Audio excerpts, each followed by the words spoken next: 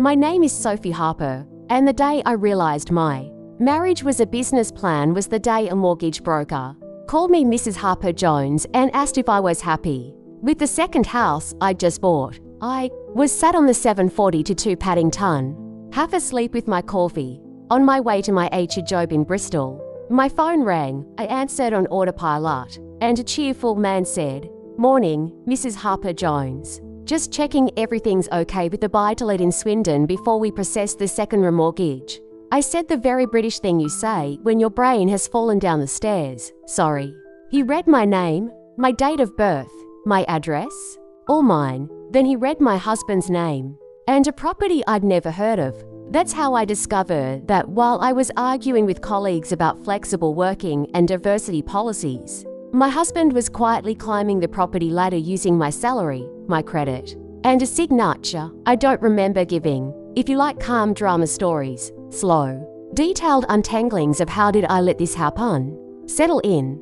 Because this is the one where the good wife finds out she's just the guarantor. 6 months before that train call, my life made sense on paper. I was 35. We'd been married 7 years. We lived just outside Bristol in a red brick semi with a postage stamp garden and a door called TIG.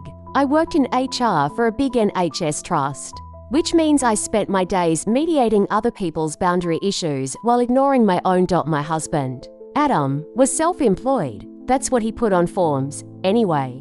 In reality, he was a handyman who did odd jobs, filmed the best ones for TikTok, and talked a lot about one day starting a property portfolio. He was the dreamer. I was the spreadsheet. I handled the boring bits, council tax, utilities, the boring mortgage on the house we lived in. He handled the future. He followed property accounts on Instagram and sent me screenshots at midnight. We could totally do this. Soph. When we first got together, that energy was attractive. I grew up in a house where you never took a risk you couldn't immediately pay off. And here was this man who looked at a crumbling terrace and saw potential. Not down. My job in the marriage was the same as my job at work. Make everything smoother. Fix the admin. Be the sensible one next to somebody else's bold. The first time, he said, "We should remortgage. Babe, interest rates are dropping. We could free up some capital." I laughed and said, "You sound like Martin Lewis." 2 years later, I found out that wasn't a joke. The train call broker chief fully told me he'd just need a quick verbal confirmation that I was happy with the latest arrangement. That would be, I asked, second charge on the Swindon flat, he said, as if I knew. "You and Mr. Harper Jones as joint proprietors, plus the original residential in Hanham. Lovely pair of assets you've built there. I have never owned a flat in Swindon. I've never been to Swindon on purpose." My voice went very calm, which is what happens when my brain starts Googling in the background. "Could you email me the paperwork you've got on file?" I asked. "I'm on a train. It'll be easier to check." He hesitated, then brightened. "Of course. Same email as last time." He read it out. My email address. Correct apart from one number, swapped like a magician's card trick. I got off at the next stop, sat on a cold bench on reading station with trains screaming past, and waited for an email that wasn't coming to my inbox. It hit me in 3 beats. There was a flat in Swindon with my name on it. There was an email account that looked like mine, but wasn't mine. Someone had been signing my name on things while I was busy processing other people's grievances. My weekly self-care was a Thursday night yoga class.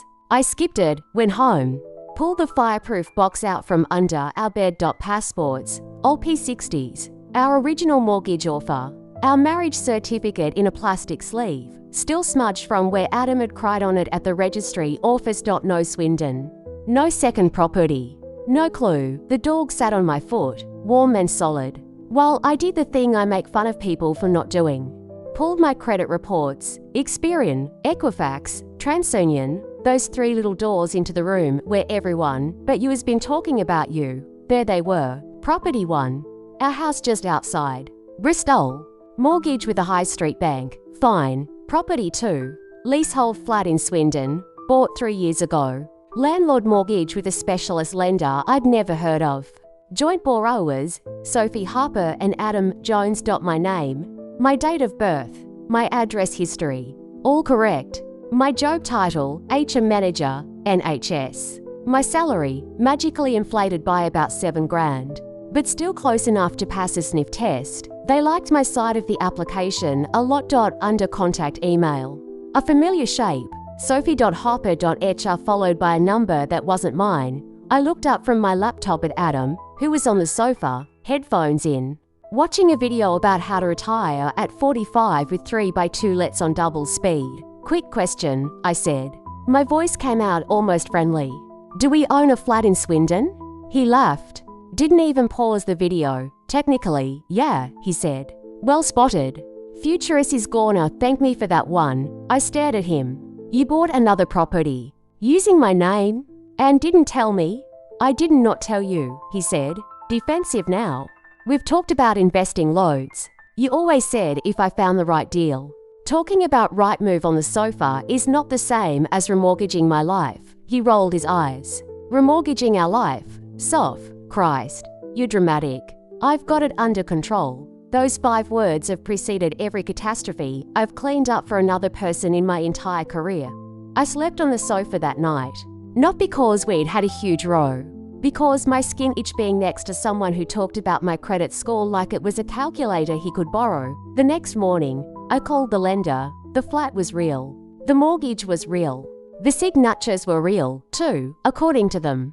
Mine and his. Witnessed in a branch office in Swindon. On a Tuesday afternoon 18 months ago, I checked my calendar.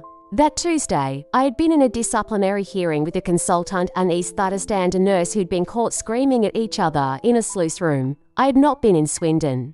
Signing away my capacity to leave this man, who witnessed this. I asked. The woman on the phone read out a name. I recognized it. Adam's best mate from secondary school. The one who does a bit of mortgage broking on the side, in the movies.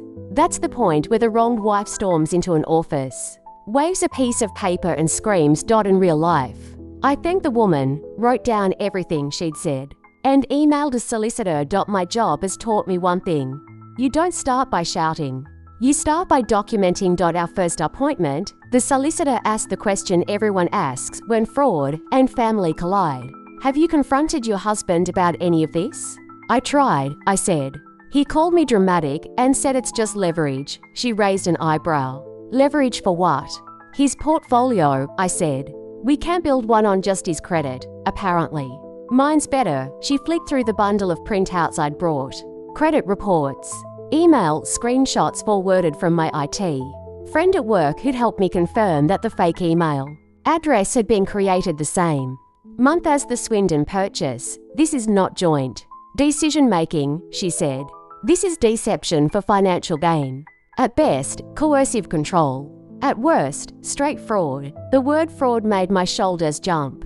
That feels like something that happens in films, to people in suits, not to women in supermarket loyalty card schemes. I came home that night to an immaculate kitchen. Adam had cooked pasta, candles, my favorite wine. I'm sorry, babe, he said, before I'd even taken my shoes off. I shouldn't have gone ahead without looping you in properly. I just knew you'd overthink it. You always do. You're brilliant with people, but you panic with risk. He'd never sounded more like one of the surgeons at work. I've spoken to a solicitor, I said. His face changed. A little flicker, gone as soon as it came. Why? He said, going for bewildered. We're married. This is our stuff. He hugged me. Held on just a bit too tight. We're a team, Soph. We're doing this for us. Imagine in 10 years, 3 properties, rental income. You could go part-time. Get out of the NHS hamster wheel, part-time. He always dangled that when he knew he'd pushed too far. My fantasy, less commuting, more sleep. He poured wine. Topped up my glass before I'd even finished half of it. That mortgage broker rang you by mistake, he said, smiling like it was all a misunderstanding. He was meant to call me. Admin error.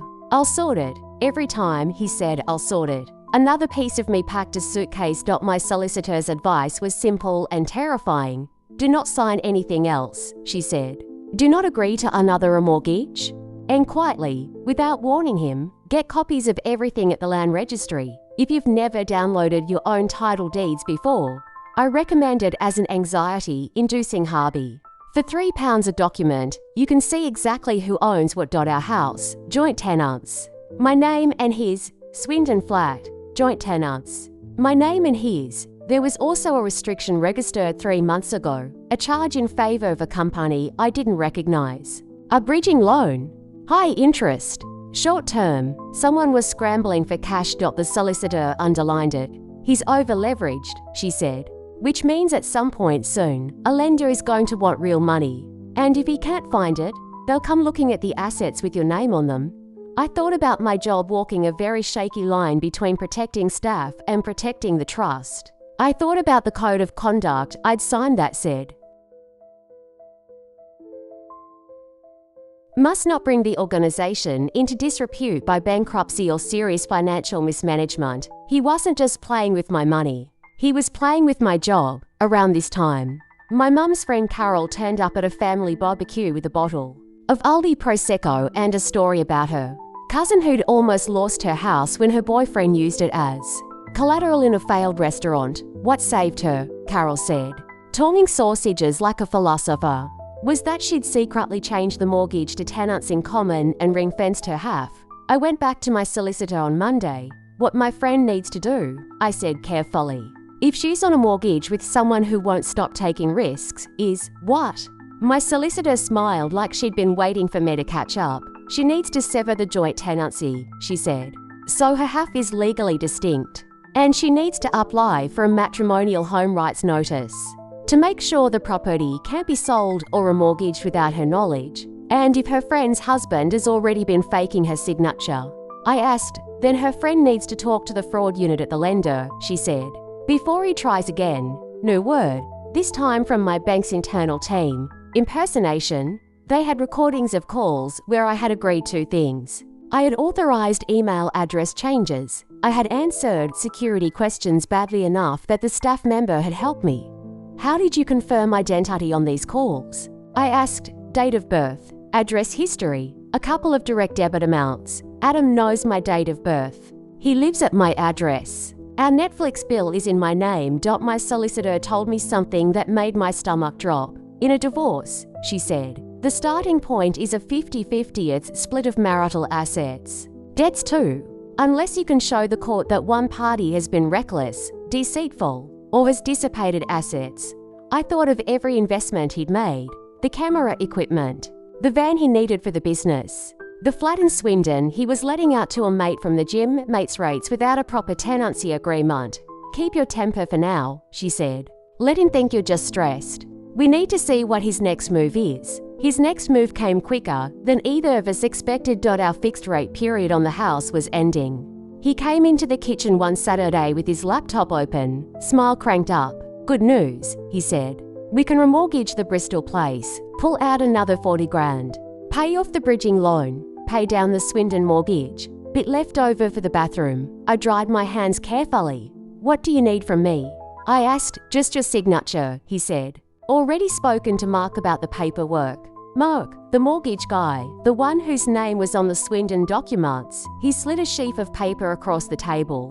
A peskily familiar line. For the avoidance of doubt, the Borrows confirm they have read and understood this document. Let me just have a proper look, I said. He rolled his eyes. You trust me with literally everything else. Soph, he said. I'm not going to turf you out of your own house. We're married. There it was. The same logic my dad used to use on Mum. We're a family. It's all one part. Mum had left with 2 suitcases and a credit score that took years to repair. I smiled. I do trust you, I lied. But I trust myself as well. Give me tonight to read it. He huffed, but shrugged. Fine, but Mark's got us a limited offer. Need to get it back by Monday. On Sunday afternoon, while he was out checking on the flat, I spread the papers across the table and facetimed my solicitor. She pointed at clause after clause. See this? She said, they're consolidating the bridging loan into your residential mortgage. If he defaults on anything, they can come after this house. This clause, I asked, gives him permission to let the property out without your separate consent. This one confirms you've had independent legal advice, which you haven't. She looked straight down the camera. Do not sign this, she said. And don't tell him why. Yet. I didn't. I told him I needed more time, that the language made me nervous. You're trying to sabotage us, he snapped. You always do this, Soph. You're so bloody negative. He slept in the spare room that night. I slept like a person who's just found the fire exit. At work, a week later, I was in a meeting about staff consultations when my solicitor texted me. Land Registry search back. You're not going to like this. Call me. On my lunch break, sitting under a tree outside the hospital, she told me the Swindon flat had been quietly transferred from joint tenants to sole proprietor Adam Jones 2 months earlier, using a transfer form that purported to have my signature, witnessed by Mark. They can't do that without my consent, I said. They can't do it legally, she said. But the Land Registry isn't an investigator. They take face value until told otherwise. Can we reverse it? With the right evidence, she said. But here's the bigger problem. 2 days after that transfer, he took out a secured loan against the Swindon flat and used your house as additional security. Again, with a form alleged to be signed by you. My house. My dog. My life. Collateral in a gamble I hadn't placed. She must have heard the silence. Sophie, she said gently. We're past the point of difficult conversation. This is full-blown financial abuse and fraud. You need to think about protecting yourself and your share of the assets before his whole pyramid collapses. Can I lose my job over this? I asked. If I end up bankrupt because of him. There are ways to ring-fence your position, she said. But they all start with stopping him from using your name any further. The next call I made wasn't to Adam, it was to the specialist fraud department at the lender. They were surprisingly human. Once they'd seen the comparison between my real signature passport, marriage certificate, first mortgage and the shaky, hurried one on the Swindon transfer and secured loan, they agreed something was off. Once they'd listened back to the phone calls, where I had supposedly given verbal consent, and heard Adam in the background coaching someone through my address history, they moved from off to will be in touch with the police. I came home to find Adam already angry. Why have our online banking logins been changed? He demanded. I couldn't get into the mortgage account because I changed them, I said. They were in your notebook. That's not safe. It's safe enough, he snapped. You don't even use them. You just stand there looking worried while I do the actual work. I use them now, I said. He stared at me. What have you done? Soph. I thought of D.S. Collier, the policeman in Emma's story. I hadn't met my own detective yet, but the principle was the same. I've talked to some professionals, I said. They don't think this is normal marriage.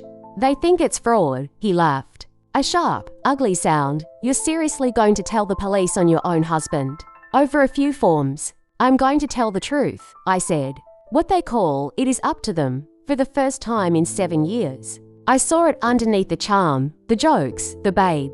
Trust me, a flash of calculation turning to contempt. You wouldn't have anything without me, he said. No house, no portfolio, no idea how the market works. You'd still be hoarding your little NHS paycheck and renting. I looked around at the kitchen I'd painted, the table I'd paid for, the dog asleep by the boiler. You're half right, I said. He moved out 3 weeks later. After a particularly tense meeting with a detective from the Regional Organised Crime Unit and a man from the lender who'd brought printouts, his solicitor advised him to cooperate, which is lawyer speak for stop digging. We separated. We filed for divorce. In the financial hearings, his portfolio shrank under daylight. The Swindon flat, when properly valued, was barely worth more than its mortgage and associated loans. His van was on HP, his tools were worn. His TikTok following did not count as an asset. No matter how much he argued, what did count was my steady income and the paper trail proving he'd used my name without consent. The judge called it reckless dissipation of marital resources and, more plainly, fraudulent use of your wife's credit. My solicitor squeezed my hand under the table. We severed the joint tenancy on the Bristol house. I kept the home. The court ordered that any secured loans taken without my knowledge be treated as his sole responsibility, not mine. The lenders, faced with the prospect of a fraud finding in open court, agreed to restructure. It wasn't clean. It wasn't painless. My credit score dipped, then crept back up. I spent evenings on hold to call centres instead of watching telly. Tig developed a habit of putting his head in my lap whenever I opened the post. One night, filling in yet another income and expenditure form. I laughed out loud at the absurdity. I do this for other people all day. Mediation, documentation, unpicking. The mess where someone's "it's not that serious" has turned out to be quite serious indeed. It took my husband nearly bankrupting us for me to extend the same diligence to my own life. On the day the divorce absolute came through, my mum took me to the garden centre cafe and bought me a slice of Victoria sponge the size of my face. "You did the right thing," she said. "I stayed 15 years to lawn with your dad because I was scared of money. You've done your learning faster." I thought of Adam's line, "You wouldn't have anything without me." I have a little notebook now. On the inside cover, I've written a list. I have a house in my name. I have a job that I'm good at. I have a dog. Who doesn't care about credit scores? I have a bank account that only I can log into. I have a solicitor I trust more than any man who calls himself a visionary. Sometimes I leave it on the table where I can see it when I make a cup of tea. These days, when colleagues tell me their partners handle all the money, I'm useless with that stuff. I tell them this story, or as much of it as I can fit into a coffee break. I tell them to pull their own credit report. I tell them to check the Land Registry for their own names. I tell them that we're married. It's all ours is not a policy. It's a trap. I used to think being a good wife meant trusting your husband with everything. Now I know it means something completely different. Never handing anyone a blank check with your name on it. No matter how much they talk about leverage and our future, love doesn't need a secret email address that looks almost like yours. It doesn't need your forged signature on a flat in Swindon. And it definitely doesn't need a mortgage broker calling you by a double-barreled surname you never agreed to. On a train you nearly missed. If this story nudged something in your stomach, consider it your sign. Check your credit. Check the deeds. Check who's really the grown-up in your house, because if it's you, you deserve to know exactly which risks you're actually taking. And if one day a cheerful stranger rings you, assuming you've already agreed to something huge, I hope you remember what I learnt the hard way. "Let me see the paperwork" is a full sentence. 6 months after the divorce, the house felt too big and too quiet. The mortgage was now entirely in my name. The dog and I had developed a schedule that revolved around my shifts and his need to bark at absolutely nothing twice a day. The dishwasher broke on a Tuesday. I stood in front of the puddle, phone in hand, and did what I always do when something goes wrong. I opened Google and typed "local plumber Bristol reviews." Halfway down the list was a familiar name, Jones and Partners Plumbing and Property Services. The logo was new. The website was sleek. The About page had a photo of Adam in a polo shirt, arms folded, grinning next to Mark, the mortgage broker friend who'd witnessed my forged signature, underneath. In cheerful marketing speak, helping families build wealth through property. Trusted locally. Respecting your home like it's our own. The bar rose so fast I had to sit down. He was still at it. Different angle, same script. I clicked the testimonials tab. There she was, a woman I knew vaguely from my dog walking route. Adam and the team helped us release equity from our home so we could buy our first investment property. Couldn't recommend enough. Her smile looked like mine had. 3 years earlier, hopeful, slightly overwhelmed, I closed the laptop, wiped up the puddle myself and rang my solicitor. "I think my ex is doing to strangers what he did to me," I said. "Is there anything I can actually do about that?" She sighed, the wary sound of someone who sees patterns repeat more than paperwork. "Not directly," she said. "He's a free man. But if he's advising people in a regulated area without the proper licenses, that's the Financial Conduct Authority's problem. And if he's using your case as a template, that's interesting. Interesting in legal speak means potentially actionable. I hadn't logged into Facebook much since the split. Too many memories, too many tag photos of our first house, and date night, and all the other curative lies. That night, I did it. Didn't take long to find the pattern. His business page was full of language I knew by heart. Tired of paying someone else's mortgage. Don't let fear stop you from leveraging your assets. We'll handle the boring paperwork so you can enjoy your future. He'd run a small seminar above a cafe in town. Photos of 6 or 7 couples with notebooks, free Prosecco in plastic flutes. Adam at the front with a PowerPoint. One comment under the album made my stomach drop. "Can't believe how easy this stuff is when someone explains it properly. So glad we met you, mate." Sophie and I are buzzing for our first buy-to-let. Another Sophie. What were the odds? I clicked on her profile. Young, maybe late 20s. Teaching assistant. Posed with a man in a football shirt in every other photo. Status is about can't wait to start our family once we're on the property ladder. It would be very easy. I thought, to slide into her DMs. Hi. You don't know me. But I was once very excited about leveraging my assets too. Here's how that went. My fingers hovered over the keyboard. Every version of the message I drafted sounded either hysterical or libelous. Instead, I closed Facebook and opened a blank Word document. If there's one thing working in HR teaches you, it's how to write a statement. I wrote the story again. Not the feelings this time, just the facts, dates, loan numbers, Land Registry entries. The exact wording my judge had used. Fraudulent use of the wife's credit. Reckless dissipation. No independent legal advice. I printed it. Added it to the now quite thick folder in my filing cabinet labeled Jones. Legal. Then I rang D.S. Collier, the detective from Emma's story. In a different city, but cut from the same cloth as the one who'd handled my case. In my world, I had my own version. D.C. Patel, Economic Crime Unit, Avon and Somerset. I left a message on his voicemail. Hi, it's Sophie Harper. You investigated my ex-husband's mortgage fraud last year. I think he might be franchising the method. He called back within a day. Evening, Miss Harper. Still keeping me busy, are you?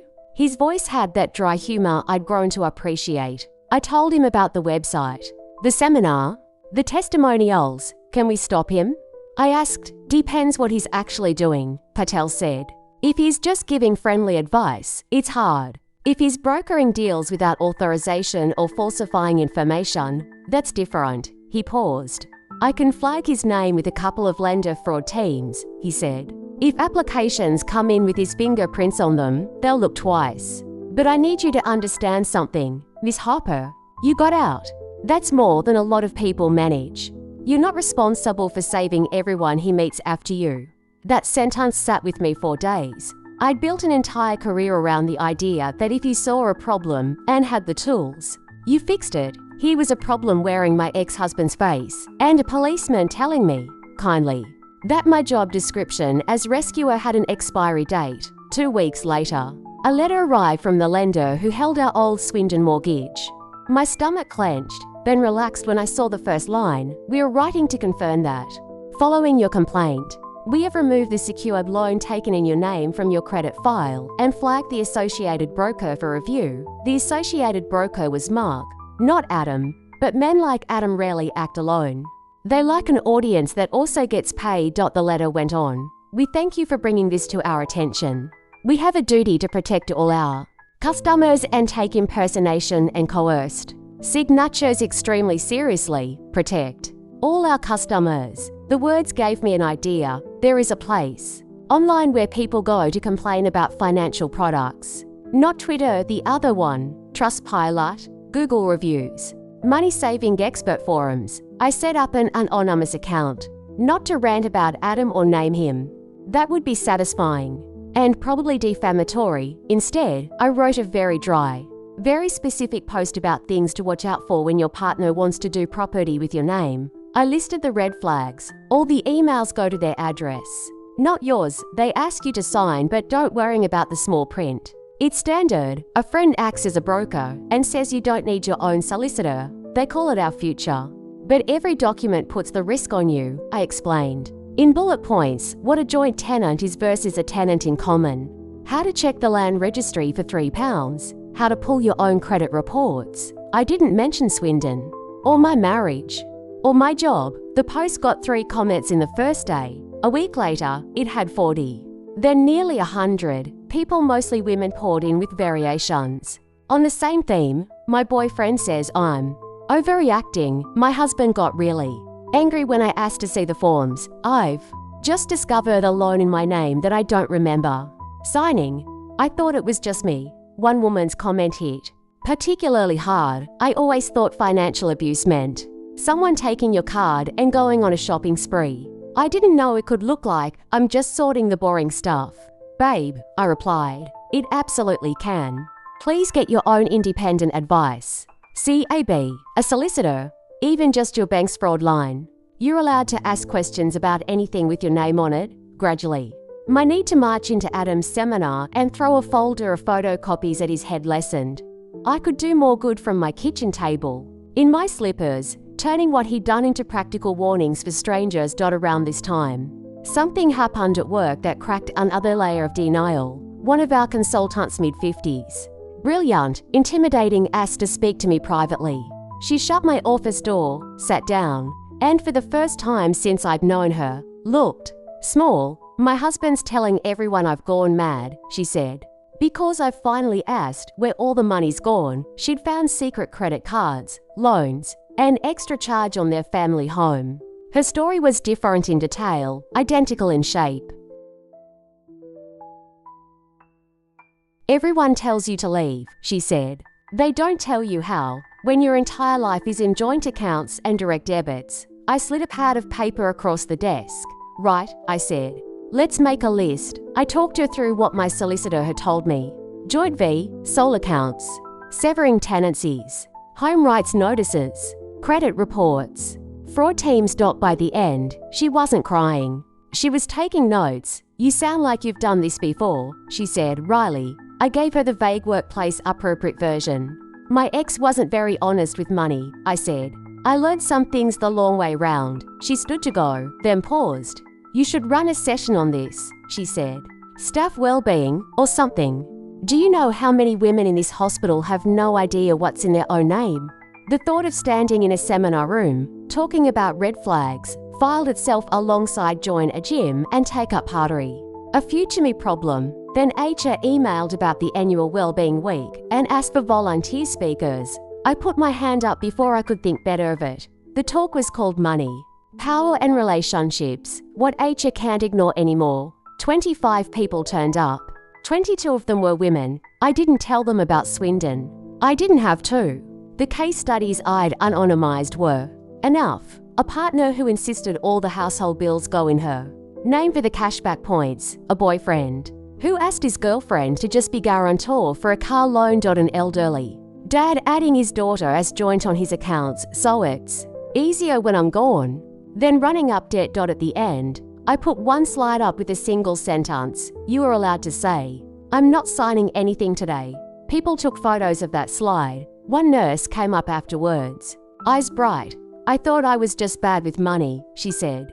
Turns out I've just been too trusting. I walked home that night past the house Adam and I had nearly bought before our portfolio had lured him further out. It had a new family's toys on the lawn, a different woman's fairy lights in the window. I didn't feel angry. I felt oddly grateful. If we'd bought that house, I'd be deeper in with him, harder to disentangle. My signature on more things, my job at more risk. Instead, I had one semi-detached, one dog and one quiet kitchen where nobody ever said leverage, unless they were talking about the stubborn screw on the back door. One evening, months later, the washing machine man came to fix a rattle. He was young, chatty.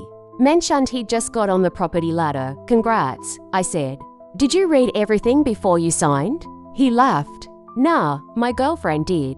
She's the sensible one. She's the one the bank will ring if something goes wrong, I said lightly.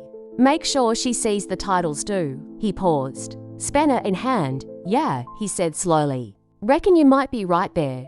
People sometimes ask if I regret marrying Adam. I don't. I regret not listening to my own discomfort sooner. I regret calling myself dramatic in my own head because that's what he called me out loud. But without that particular disaster, I would still be the woman who thought financial abuse meant someone stealing your wallet, not someone quietly using your signature. Now, when friends send me photos of engagement rings, I send them congratulations. And then, separately, I send them a link to the UK government page on how joint property ownership works, and a spreadsheet template for who actually pays what. Unromantic.